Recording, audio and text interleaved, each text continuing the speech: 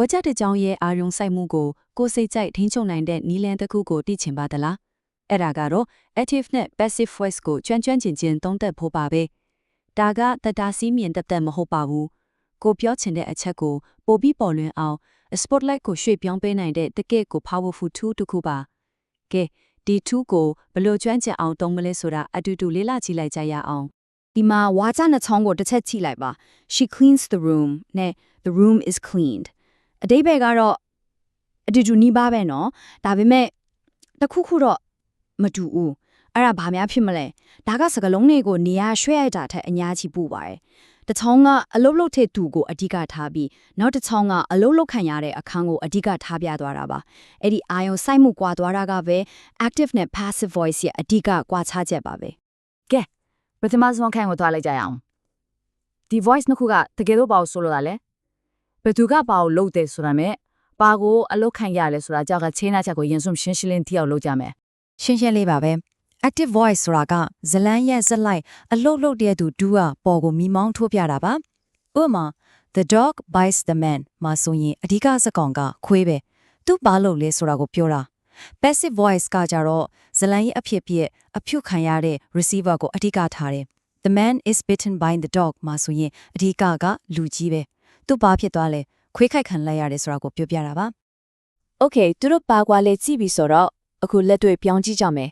active ဝါကြတဲ့ကြောင်းကို passive ချအောင်ပြောင်းတာလုံးဝမခက်ပါဘူးရိုးရှင်းတဲ့အဆင့်3ဆင့်ပဲရှိတယ်လိုက်ကြည့်လိုက်ရအောင်ပထမဆုံးဆင့်စစ်တူ active ဝါကြရဲ့ object ကိုဆွဲထုတ်ပြီးရှေ့ဆုံးက subject နေရာမှာထားလိုက်ပါပြီးရင်အဆင့်2ဒါကအရေးကြီးဆုံးနော် verb ကိုပုံစံပြောင်းရမယ် b+v3 ပုံစံမှာဒါက passive voice ရဲ့ signature move လို့ပဲနောက်ဆုံးအဆင့်3ကတော့မူလ subject ကို by ဆိုတဲ့စကားလုံးလေးနဲ့တွဲပြီးဝါကြအဆုံးကိုပို့လိုက်ရုံပါပဲ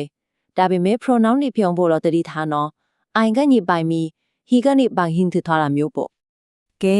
အခု tenses တွေဆိုလိုတာကအချိန်ကာလတွေနဲ့တွဲသုံးရင်ရောဒီပုံစံကဘယ်လိုပြောင်းသွားမလဲကြည့်ကြမယ်ဒီအပိုင်းကနည်းနည်းတော့ challenge ဖြစ်နိုင်ပေမဲ့တကယ်ကိုစိတ်ဝင်စားဖို့ကောင်းပါရဲ့ passive voice မှာ tense တွေကတော့ကြကတကူတည်းပဲရှိပါတယ်အဲ့ဒါကတော့ verb to be ပါပဲ is am are was were be been ဒီစကားလုံးလေးတွေကအချိန်ကာလကိုပြောပြပေးတဲ့လမ်းညွှန်တွေလိုပါပဲသူတို့ဘယ်လိုပြောင်းလဲသွားလဲဆိုတာကိုပဲအဓိကထားကြည့်ရမှာပါဒီဇာတ်ကိုတစ်ချက်ကြည့်လိုက်ရအောင်သတိထားကြည့်နော်ဘယ် tense ပဲဖြစ်နောက်ဆုံးက verb က v3 written ပဲမပြောင်းဘူးရှေ့က to be verb ကပဲ tense လိုက်ပုံစံပြောင်းသွားတာ present simple မှာဆို is are written past simple မှာဆို was were written present continuous မှာဆို is are being written အဲ့ဒီ being လေးကလုံနေစေဆိုတဲ့ continuous ကိုပြတာပေါ့ဒီ pattern လေးကိုမိသွားရင်ကျန်တာလေးကလွယ်တော့ပါပြီ past simple ကိုဥပမာအနေနဲ့ကြည့်ကြရအောင် activeness ဆိုရင် Shakespeare wrote Romeo and Juliet ပေါ့ဒီမှာကဆက်လိုက်က Shakespeare ဒါပေမဲ့စာပေအကြောင်းဆွေးနွေးတဲ့အခါဒါမှမဟုတ်ပြည့်စက်အကြောင်းပဲအဓိကပြောချင်ရတော့အဲ့ဒီခါမှာ passive ကပိုကောင်းတယ် Romeo and Juliet was written by Shakespeare လို့ပြောလိုက်တာနဲ့မိမောင်းကပြည့်စက်ပေါ်ကိုတန်ရောက်သွားပြီးစကားဝိုင်းကပိုပြီး focus ချသွားတာပေါ့ကဲနေ့ချင်းပေါ်ဝတဲ့ကဥပမာတစ်ခုပေါ့တငယ်ချင်းက hey လူစက်ပြင်ဆရာဘာလုံးနေလဲလို့မေးတယ်ဆိုပါစို့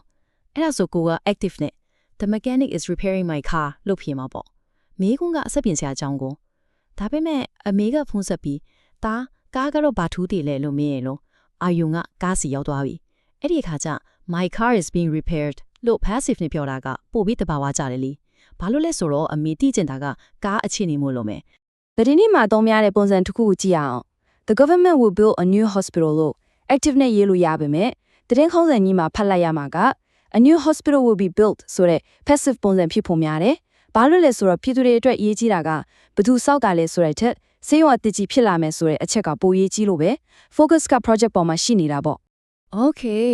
အခုနောက်ကတည်းကဘိုင်းဆိုတာကြီးကိုတုံးနေတာတွေ့တယ်ဟုတ်။ဒါဆိုအမြဲတမ်းဘိုင်းကိုထည့်ရမလား။အဖြေကတော့မလိုပါဘူး။တကယ်တော့တချို့နေရာတွေမှာဘိုင်းကိုဖြုတ်လိုက်တာကပိုတော်ကောင်းပါသေးတယ်။ဘလို့ချိန်တည်လဲဆိုတာကြည့်အောင်။ကေစဉ်းစားကြည့်လေအလုတ်လုတ်တဲ့သူကဘယ်သူမှမသိတာဒါမှမဟုတ်လူတိုင်းသိနေပြီးတာဒါမှမဟုတ်လုံးဝအရင်မကြည့်ဘူးဆိုရင်သူ့ကိုဘာလို့ထည့်ပြောနေအောင်မလဲနော်အဲ့ဒီလိုခြေနေတွေမှာဘိုင်းကိုဖြုတ်လိုက်တာကဝါကြကိုပို့ပြီး smart ဖြစ်သွားစေတယ်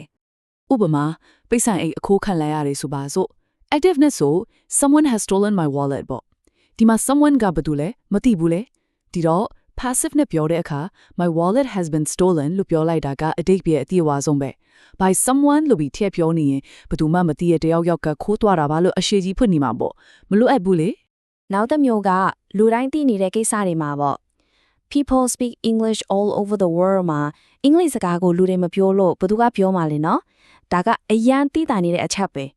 အဲ့ဒါကြောင့် passive နဲ့ပြောရင် English is spoken all over the world လို့ပဲပြောကြတယ် by people ကိုထည့်ပြောရင်နည်းနည်းထပ်နေတယ်လို့ဖြစ်သွားမှာပေါ့အဓိက message ကအင်္ဂလိပ်စကားကိုကမ္ဘာမှာပြောကြတယ်ဆိုတာပဲလေကဲနောက်ဆုံးအပိုင်းကိုရောက်လာပါပြီအခုဆိုရင် active ကနေ passive ဘယ်လိုပြောင်းရမလဲ bind ကိုဘယ်အချိန် fruit ရမလဲဆိုတာတွေသိသွားပြီဒါဆိုအရေးကြီးဆုံးက passive voice ကိုဘာကြောင့်သုံးတာလဲဘယ်နေရာတွေမှာသုံးရင်ပိုကောင်းလဲဆိုတော့မဟာဗျူဟာကြတဲ့ရွေးချယ်မှုအကြောင်းကိုပြောကြမယ် အဓိကသုံးတဲ့နေရာသုံးမှုကိုပြန်ပြီးကြည့်လိုက်ရအောင်တစ်ပြုလုပ်သူဘသူမှမသိတဲ့အခါ my bicycle was stolen လို့ပေါ့နှစ်အဖြစ်ပြကပြုလုပ်သူထပ်ပိုရေးကြီးတဲ့အခါဥပမာ the building was destroyed by fire မှာဆိုရင်မီးလောင်တာကအဓိကပဲဘသူမီးရှို့လဲဆိုတာထပ်ပိုရေးကြီးတယ်သုံးတရားဝင်ဆန်တဲ့သိပ္ပံနည်းကြတဲ့အရေးသားတွေမှာ the data was analyzed ဆိုတာမျိုးသုံးပြီးဖတ်မလိုက်တဲ့အာဘောကိုပြတယ် ဆိုတော့အဆုံးသတ်အနေနဲ့ပြောချင်တာက active နဲ့ passive ဆိုတာအမှားအမှန်ဆိုတာချက်ကိုပြောချင်တဲ့ဇက်လန်းရဲ့ spotlight ကိုဘယ်သူပေါ်တင်မလဲဆိုတာကိုရွေးချယ်တဲ့ကိရိယာတစ်ခုပါပဲအခုဒီ tool ကိုဘယ်လိုသုံးရမလဲဆိုတာနားလည်သွားပြီဆိုတော့နောက်တစ်ခါတလီတစ်ပုတ်ဖတ်တဲ့အခါရုပ်ရှင်တကားကြည့်တဲ့အခါမှာစဉ်းစားကြည့်ပါပြောတဲ့သူကအာယုံစိတ်မှုကိုဘယ်လိုရွှေ့ပြောင်းနေတယ်လဲဘယ်သူကိုဆက်လိုက်လုပ်ပြီးဘယ်အရာကိုအဓိကထားပြနေတယ်လဲအဲ့ဒါကိုတတိချမိသွားပြီဆိုရင်ကိုယ်လိုင်စကားပြောတဲ့အခါရေးတဲ့အခါမှာလဲကိုယ့်ရဲ့ဇက်လန်းကိုပိုပြီးထိထိရောက်ရောက်တင်ဆက်နိုင်လာမှသိကြပါတယ်